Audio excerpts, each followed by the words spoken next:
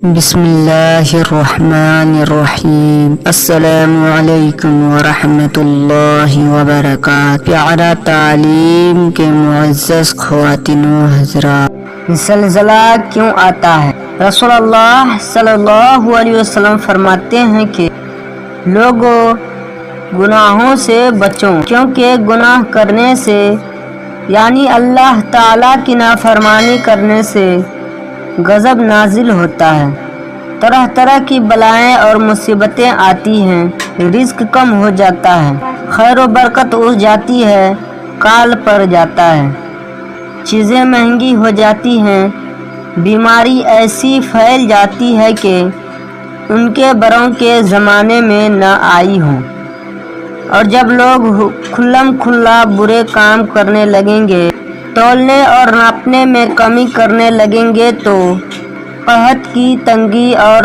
حاکموں کے ظلم ان پر رحمت کی بارش بند ہو جائے گی۔ اگر جانور نہ ہوتے تو بارش بالکل بند ہی ہو جاتی۔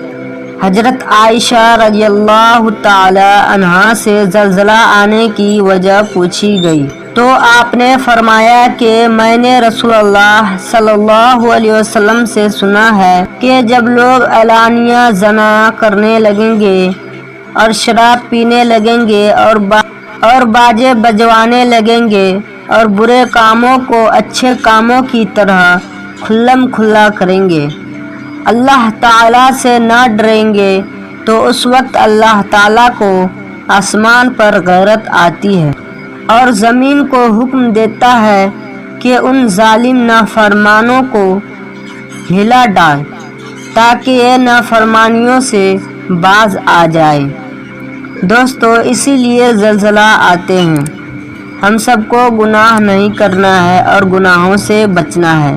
دوستو، کہنے سنے سے زیادہ عمل کرنے کی توفیق عطا فرمائے۔